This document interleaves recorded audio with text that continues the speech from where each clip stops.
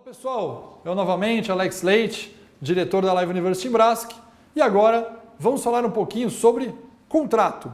Quando eu entro em contrato, naquele esquema nosso, você já percebe que contrato a gente está onde? Pré-compra, compras ou pós-compra, pessoal. Depois que eu estou fechando, eu negociei, fechei a negociação, eu vou começar uma fase de pós-compra. Pode ser que o contrato seja um contrato para eu acertar a vigência disso durante um bom tempo, pode ser um contrato que eu faça pela transação, eu fecho a compra, está na hora de eu me preocupar com aquilo que vem logo depois de eu ter fechado uma negociação, que é estabelecer o contrato, assinar os contratos, manter isso em vigência e acompanhar. Legal? E aí, pessoal, primeira grande pergunta que eu faço para vocês quando a gente fala de contrato dentro das empresas. Você acha que todos os seus fornecedores precisam, ter contrato? 2, precisam ter o mesmo nível de detalhamento do contrato?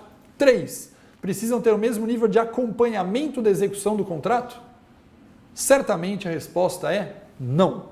Não precisa ter este mesmo nível, esses 3 perguntas que eu fiz, a resposta é não. Não preciso ter o mesmo nível para todos os meus fornecedores. Eu preciso escolher para qual deles eu faço um contrato modelo 1, modelo 2 ou nem contrato eu vou ter.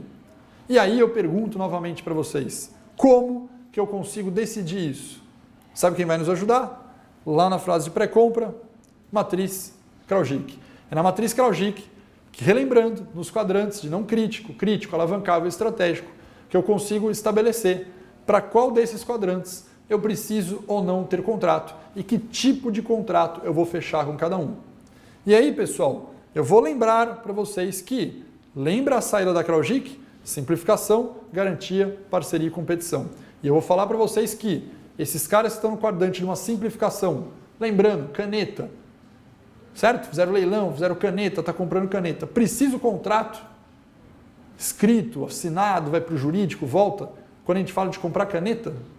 Não, pessoal, essa categoria não exige. Normalmente, quando você está no quadrante do não crítico, do simplificação, é uma categoria que você não faz contrato. Legal, Alex, então não precisa nem perder tempo. Nem perca tempo. E o do lado, garantia de fornecimento? Esse é um cara-chave, hein, pessoal? Esse garantia de fornecimento, a gente tem que fazer um ótimo contrato. Por quê?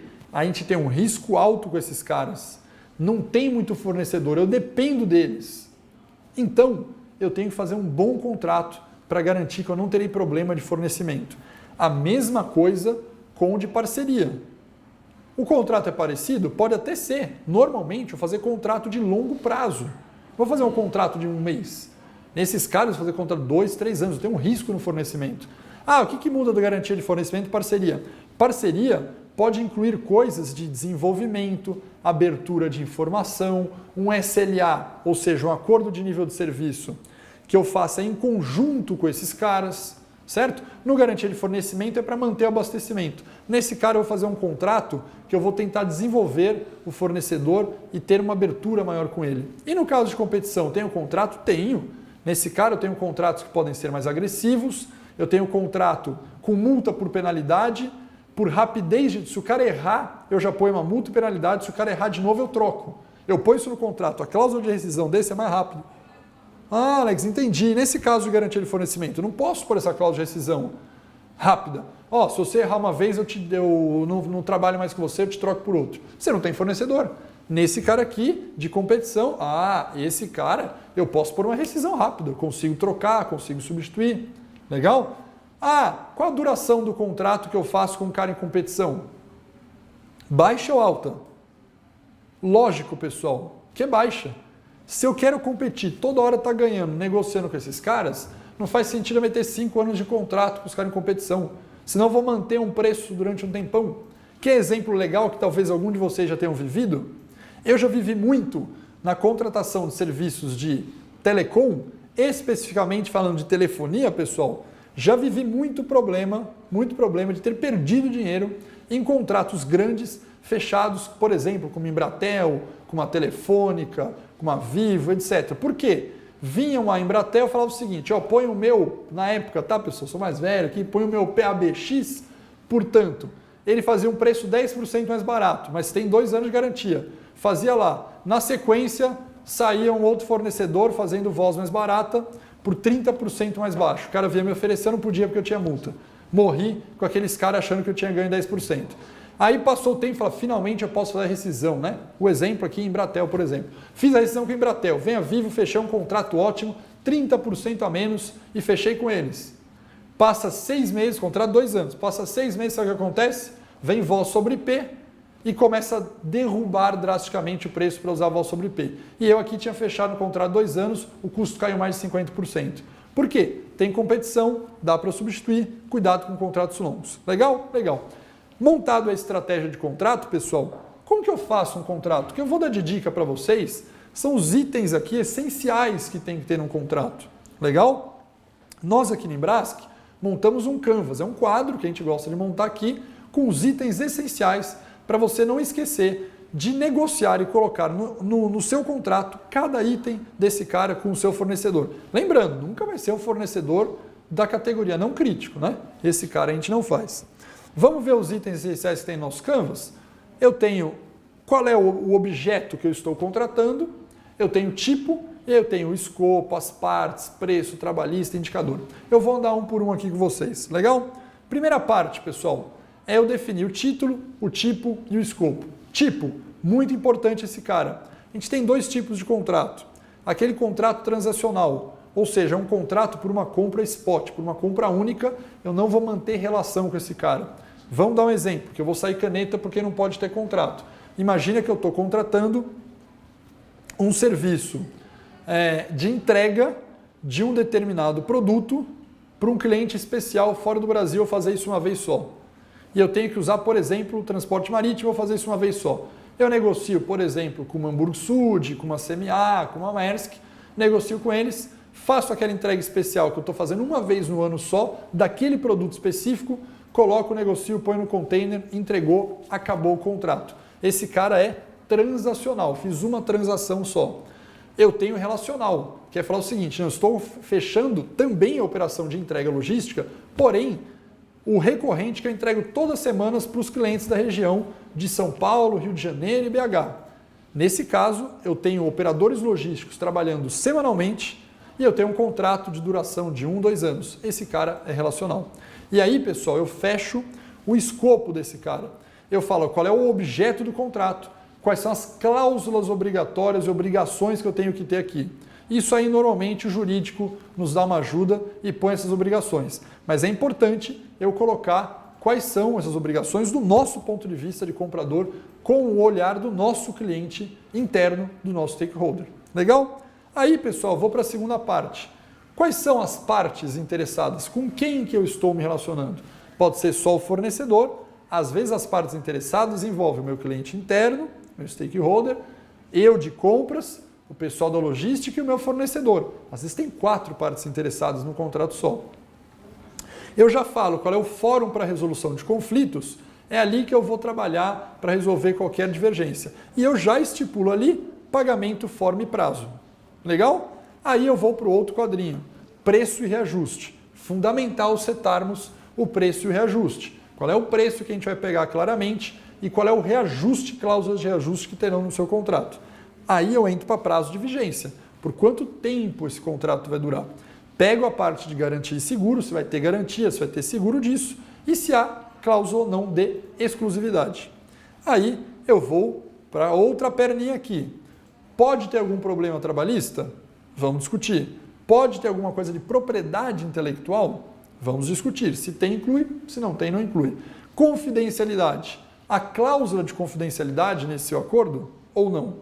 Meio ambiente. Tem muita empresa hoje que tem uma preocupação e até uma exigência de ter alguns projetos de meio ambiente, de não danificar, de não ter problemas com o meio ambiente, com o social, etc, etc. Você inclui uma cláusula de meio ambiente no seu contrato. E por fim, pessoal, você faz uma parte que é fundamental, que é colocar os indicadores que você quer e o SLA. Nesse do SLA, pessoal, é uma sigla famosa, ela está em inglês, SLA é Service Level Agreement, ou seja, esse Service Level Agreement, ele é o acordo do nível de serviço. Se eu traduzir, seria uma sigla ANS, mas poucos usam, por isso que a gente usa o SLA. Esse acordo de nível de serviço é onde você vai acordar nesses indicadores, como que você vai se relacionar com o seu fornecedor de serviço. Vamos pegar, por exemplo, o indicador de frete, que eu estou dando de exemplo agora, de entrega logística. Eu poderia usar um indicador chamado OTIF, que é um indicador famoso. Esse OTIF é também uma sigla em inglês, On Time, que é o OT, e o IF do OTIF é In Full, ou seja, é no prazo e completo, e colocar isso como indicador, por exemplo, de 99%. Alex, me dê um exemplo. Imagina que eu estou comprando de um fornecedor, por exemplo, ele me entregar, vamos pegar qualquer exemplo aqui, coisas mais simples do dia a dia. Imagina que eu sou um supermercado, Pão de Açúcar, estou comprando Unilever, ele vai me entregar sabão em pó, por exemplo, um Omo. Ele vai me entregar esse sabão em pó e eu estou comprando com ele, por exemplo, 1000 caixas de sabão em pó. O On Time in Full significa, eu quero que ele me entregue até o dia 10, 1000 caixas de sabão em pó. Se ele me entregar no dia 11, furou o On Time. Se ele me entregar 990 caixas de sabão, furou o In Full, furou o completo. Ou seja, para eu ter 100% nesse indicador, eu preciso entregar 1000 caixas até o dia 10. Se eu entregar 990, cai. Se eu entregar no dia 11, cai. Legal? E aí eu ponho esse indicador, OTIF 99%. Caso na prestação de serviço, por exemplo, na periodicidade de 1 mês, 6 meses, 1 ano, ele não me bater esse 99%, vamos colocar um prazo de periodicidade mensal, eu posso multar. E aí eu escrevo uma penalidade bônus. Se ele tiver um OTIF de 90%, eu posso fazer com que ele pague uma multa por não ter me entregue as caixas de sabão em pó no prazo estabelecido. Legal?